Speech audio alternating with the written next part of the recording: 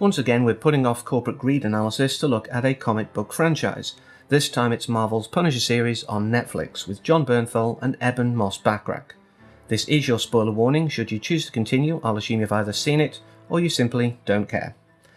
So this is a bit of a twofold affair. It's part review, part analysis, because there are certain deep, heavy topics that it tackles, and whilst it's not hidden like I'd normally touch upon, I do think it's worth looking at how respectfully and how well it handles those topics. But first of all, the review section. How does it work as a piece of entertainment? Well, firstly, it's back to 13 episodes compared to Defenders 8, and I do think that works. It doesn't seem to drag too much. Maybe a couple of episodes less could have worked, but I don't think it would have been serviced too well by trimming too much down. So that's a good point. I mean, one of the things that, of course, it doesn't have to do, as some of the other solo affairs have, is to set up Frank Castle.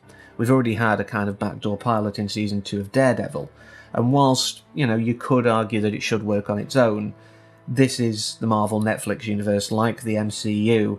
Everything's interconnected. It's, sadly the way of the world as it is now.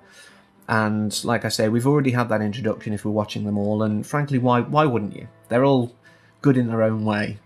So yeah, as a review, I did find it very entertaining. I loved watching Ben Barnes after, sort of analysing Westworld and things like that. I'm liking seeing more of him. I think he did really well as Billy Russo, and, we had to wait until the last episode to go, okay, when's he going to turn into Jigsaw? And his arc was serviced really well. He seemed really nice, and of course, Ben Barnes plays duplicitous characters really well. Logan's got a dark heart. He was Dorian Gray, which I completely forgot about in the film of the same name. And if you know that story, he's less than ideal as a human being. And I'm sure, the guy himself is lovely, but he keeps playing these kind of characters. Typecast much. But I think he did really well, and, Dina Madani's arc, her struggle to get this story of Kandahar out there, and in fact, it being the driving force for her, and really the driving force for the series, really worked quite well. I did think this was a great 13 episodes, up there with any of the others, that have been really well received. I do think it was a great piece of entertainment, and I've enjoyed it. I can't wait to see, more of Frank Castle, and of course the rest of the Netflix crowd, because of course we had Karen Page in this as well. She's always had this bond with him. I'm not sure how that works with the comic world. I'm not too up on my Punisher, I will admit, but it worked really well here. And I think one thing that really serviced well in this series is the humanity of Frank Castle. He is a broken man. He's still suffering, and he just wants to do what's right. It's just unfortunate that his brand of justice, his brand of what's right, doesn't necessarily mesh with the legal system's version of events. But his depth of character, his trauma, is what sort of leads us, I suppose, into the analysis part of this. And he's got, obviously, a long-term PTSD issue, and that's always been the case with the character. He just cannot get to grips with the fact that his family died needlessly. They shouldn't have been dragged into this. And that's always been his driving force. I really did enjoy the Thomas Jane Punisher film, etc., for that as well. But, he isn't the only one suffering. He isn't the only one with issues. We do see in Lewis, and of course, other members of the group clearly have their own issues, but Lewis is the one that we really see a focus on. And it's something that we hear more and more of as time goes on, as war training, I guess, as, sort of combat methodology changes. We do see a lot more people coming back unable to deal with the real world. They're not given real world skills. They're not given normal, everyday skills, let's say. They know how to kill a man 50,000 different ways, but ask them to do a desk job, and they go crazy. And this is why you end up, particularly in the US, with the homeless vets sort of situation. They can't function in the real world, so they can't get a normal job, so they can't fund themselves, so they can't get a home, which means they don't get access to healthcare. And whilst I've always been vocal about the idea that a life without a need for any armed forces would be great, there's a Dutch general, I think, who once said, I'd love it if my job didn't exist, but at the moment it's a necessary evil. I'm paraphrasing, of course. But I do agree with that. I do think that it would be ideal, because we wouldn't have these situations. We wouldn't have veterans coming back and being less than human. But that's what I was going to say. They come back, and whilst I don't agree with it, I don't agree with the fact that they are mistreated. I think that their country, not just the US, but it is more prevalent, I think, there, their country should support them as long as they need that support, whether that be to rehabilitate, whether that be to get a job, whether that be just to exist. If they've come back with horrific sort of disabilities and injuries, I think they should be looked after. They've done what they thought was right for the country that is now forgetting them, you could argue. And this is, like I say, the topic that really called to me to say, do a video from The Punisher, how Lewis just cannot deal. He cannot come back to the real world. He cannot function. The early part of his arc, we see him build a foxhole in the back garden, the only way he knew how. As Kurt points out, it won't work in this environment because rain will drown you. That's great for deserts, which is where he's been. Again, even something as simple as that, the common sense to not think about, drowning in a foxhole, it's not something that's wired into him. He can't deal with life.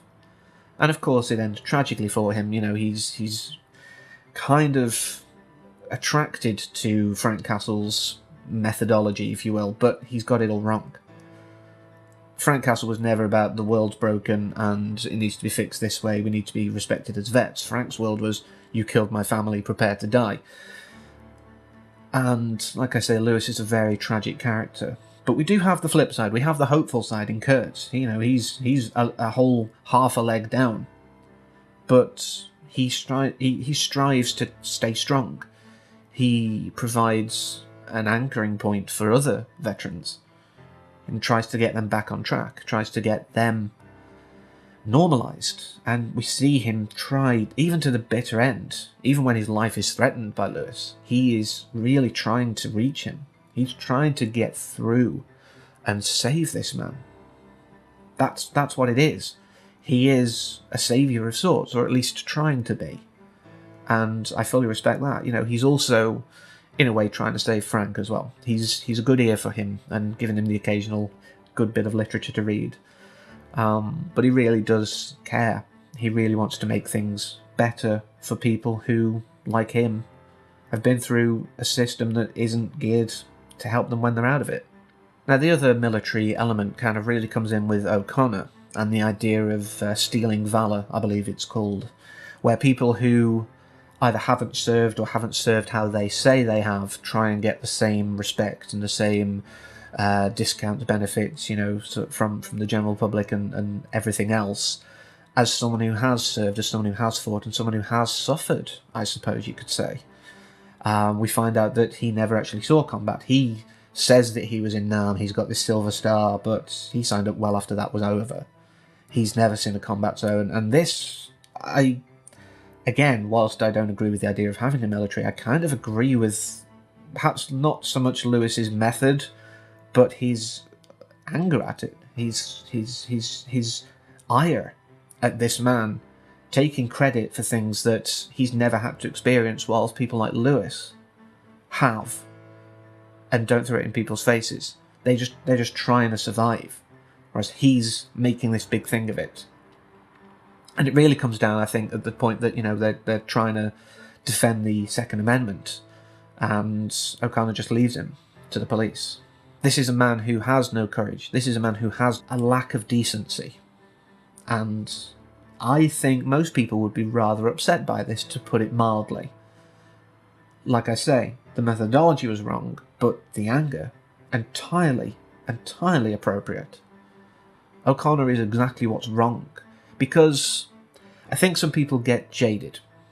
And I'm probably among those, when people are kind of like, well, I served in the military, I served my country, blah, blah, blah, blah, blah. It does... It's like anything. If you hear it repeated often enough, you start to turn off from it, unfortunately. But people like O'Connor, who are constantly asking for praise, yet also saying that people who ask for that are weak, are wrong. People like that are wrong because they're making the case harder for the genuine people. It's like people who claim to have, disabilities or illnesses. They make it harder for the real people to be heard, because those real people are already fighting an uphill battle from the get-go. And people like O'Connor just make it so much harder to get the attention and ultimately help that's needed. But the third and final topic is that of surveillance and paranoia, most exemplified in the character of Micro. But it is something prevalent in our world since at least the War on Terror.